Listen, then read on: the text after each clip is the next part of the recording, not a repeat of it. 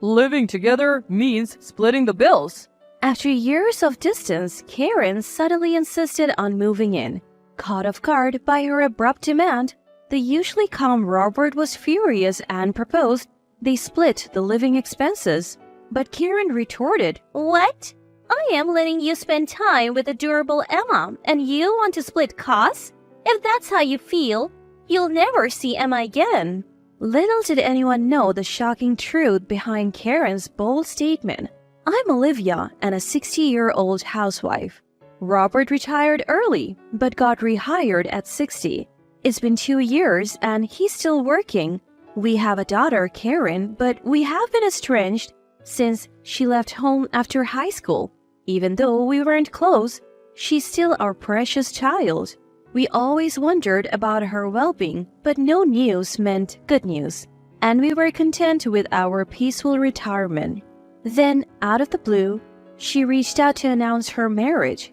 It was a surprise, but knowing someone was there to look after the self-centered Karen was reassuring. However, 5 years passed and we started drifting apart again. One day, Karen unexpectedly called. "You're 60 now, right, Mom? It must be tough, just the two of you." We're not that old yet. "But you're aging every day, right? So I decided to move in with you." "What?" "We're moving next week. See you then." She hung up before I could respond. I tried calling back, but her phone was off. I then tried reaching out to her husband, Thomas, but he didn't answer. Karen has always been stubborn and self-centered. She believed the world revolved around her. When things didn't go her way, she would throw tantrums. We even had neighbors call the police on her. Don't cause trouble to others. We tried disciplining her, but nothing worked. Before we knew it, she left home, and we lost touch until she announced her marriage. Since he wasn't a delinquent, he didn't know who to turn to for advice, and by the time he realized it, it was no longer possible to mend the distance between him and Karen had left the house. I didn't hear from her for several years until it was reported that she got married. We had no idea how she lived during those years. She got married, had a child, but as an adult, she was free to make choices. Thomas seemed kind-hearted and more reasonable than Karen. We hoped marriage would change her, but it didn't. Even as a mother, Karen remained selfish. When Robert came home from work, I told him everything. He said, "Leave it to me." True to her word, Karen arrived the next week with Thomas and Emma bringing all their belongings. I could see that they had brought in their furniture and household items and were eager to stay. She declared, "I'm taking my old room for Emma," and started setting up. Emma seemed restless. And to make matters worse, Karen took over Robert's study. Furthermore, Karen takes over Robert's study without permission. "We'll use this room," she announced, instructing Thomas to move Robert's things. Thomas, ever the obedient husband, complied. If a family is harmonious, that's great, but this couple seemed more like a master-servant relationship than a loving pair. Then Robert stepped in. You can use the room you were in before, but don't you dare touch my study. Get out now. He snatched the bags they were moving and kicked Karen and her husband out. "What's your problem? You're old and retired. You don't need a study." "How can you say that? Your father is still working." I have to keep working to make ends meet. I can't afford to feed you two for free. You'll pay half for the room, utilities, and food. If you're even a day late, you're out. "Excuse me? We're offering to take care of you in your old age and you want us to pay? We should be charging you for our help." I'm not so frail that I need a foolish daughter like you to take care of me. If you're unhappy, leave. "We'll get to live with adorable Emma. What's there to complain about? If you keep this up, you will never see Emma again." Emma was born 5 years ago, and we have hardly seen her since. Threatening to keep her away now doesn't mean much. So what? What? You think bringing up Emma will get you everything? That she's some precious bargaining chip? What? Robert's unexpected comeback left Karen speechless. It's not that we didn't have any affection for Emma. We wish Karen understood that since we hadn't been able to meet much before, using Emma as an example now was pointless. But Karen didn't get it. She seemed to shift her focus, accusing her own father of being a cold-hearted old man who couldn't love Emma. When asked about the real situation, Thomas said the apartment they were moving to was going to be demolished due to its age. They were told to leave immediately, and it would be a big help if they could stay at Karen's parents' house. He admitted he felt pathetic, unable to afford moving expenses or rent. Honestly, it's Karen's fault for being so self-centered and struggling financially. She probably had a spoiled life, so this outcome was expected. But young Emma had nothing to do with it. She's at an age where adults should protect her. With that thought, the idea of settling conditions without consideration seemed wrong. Interrupting the ongoing argument between Robert and Karen, I chimed in. I'll give you 1 month. Either move out and live as a family of 3 in a new place, or pay half the living expenses and live with Dad as he suggests. Hey, you know how selfish Karen is, right? If we allow this, she'll definitely take advantage of us. We'll cross that bridge when we get to it. Trying to calm and outrage Robert, they decided on a 1-month trial of living together. Sure, as Robert said, if we showed leniency, Karen might cling like a leech and never let go, but showing a bit of understanding towards Karen might ease things. We decided to use this month to figure out Karen's intentions. Karen was a housewife and didn't work outside. Thomas left the house at a fixed time every morning and returned at a set time. It turned out that, perhaps because Karen was a housewife, their 5-year-old grandchild had never been to a childcare center or preschool. When asked, Karen said, "It's a waste of money. Thomas doesn't earn much." But Thomas wasn't home on weekends. According to Karen, he was working a part-time night shift as a security guard. If you have time to laze around during the day, why not get a part-time job at the supermarket? I couldn't help but comment. You used to laze around at home watching Korean dramas. Why should I be the only one working? Karen snapped back. Thomas always seemed thin, but since they started living together, he seemed even thinner. Was this Karen's strategy? To show a weakening Thomas and gain sympathy? Determined not to fall for such tactics, we decided to just watch from the sidelines. Then, one day, Emma, playing alone in the living room, suddenly said, "Mom is waiting for Grandma and Grandpa to get awake." Confused, we asked, "What do you mean?" "Well, she wants them to go to a place called Heaven." Karen rushed out of the room, her eyes wide in shock, and quickly she hurriedly covered Emma's mouth and carried her back into the room.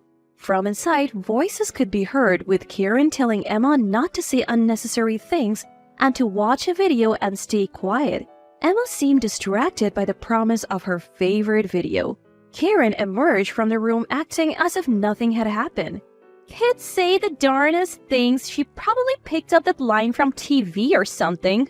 But would a child say something so specific without hearing it regularly? I don't think it's a word that comes out unless you hear it on a daily basis. I suspect Karen has been talking about our assets and how she can get her hands on them. Whether Thomas knows about it is unclear, but she seemed to discuss it openly in front of Emma. Enough with the lame excuses. Explain yourself. Come on, Mom. Don't look so scary. It's just something a kid said. Don't take it seriously. Well, just so you know, there's no inheritance waiting for you. Karen's expression changed at those words. Her eyes filled with resentment. Just then, Thomas came home. It was the weekend and he wasn't supposed to be back because of his night shift. His unexpected return clearly startled Karen. Thomas confronted her, spilling the contents of a thick envelope. What's the meaning of this?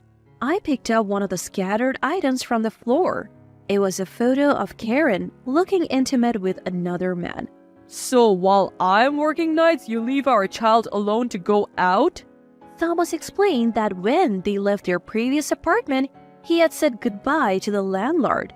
The landlord had mentioned how living with Karen's parents would be good for Emma, which puzzled him. He later found out that Emma had been left alone at very late hours.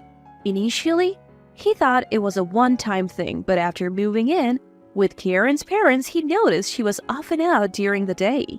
Suspecting something, he hired a private investigator, resulting in the photos. You left Emma alone while I was out for my yoga classes? I attend yoga classes once a week for my health, and often go out for lunch and shopping afterward, returning home in the late afternoon. The thought of Emma being left alone without lunch was heart-wrenching. Missing one meal isn't a big deal. So while she was alone, you were dining on fancy French cuisine in a hotel? Thomas pressed her about the affair, and I confronted her about neglecting Emma for her lover. Then Thomas revealed a shocking truth. She's after your ass as mother-in-law. She plans to dump Emma on you and go on lavish trips with her lover. Karen retorted, You traitor! Who do you think you married? Being with a boring, straight-laced guy like you is so dull. I need excitement in my life. According to Thomas's confession, Karen had passionately pursued their marriage.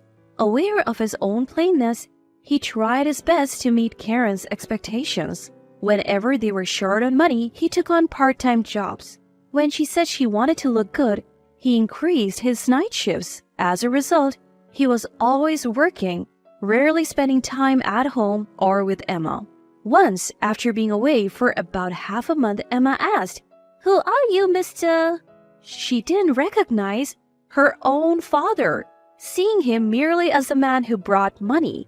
Still, Thomas obeyed Karen out of gratitude for marrying a man like him.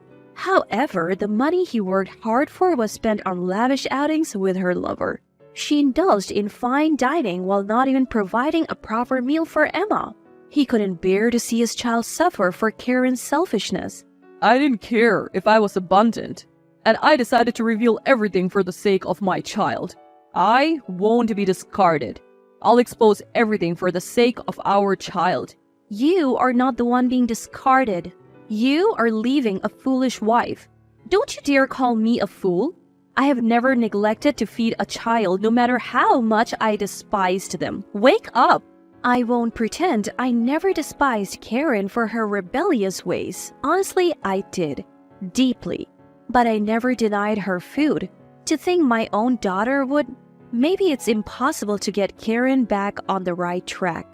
Every time I tried to help, she seemed to stray further. Don't boss me around. Aren't people in their 60s practically half dead? This house and land will be mine eventually. You might as well give it to me now. You said you had no inheritance to give, but selling this house and land would make money, right? Oh, it's hopeless. I realized wishing for Karen's rehabilitation was in vain. Robert, of course, heard about this and kicked Karen out with nothing. It was essentially disowning her. After being thrown out, she screamed about how all the branded items were hers and that Thomas, who had nothing going for him but being earnest, should be grateful she even used him. Thankfully, a neighbor reported her and she was taken away by the police. It turned out the branded items Karen claimed were all bought with money she made Thomas earn, which she used when meeting her lover. Thomas stood his ground, not giving in.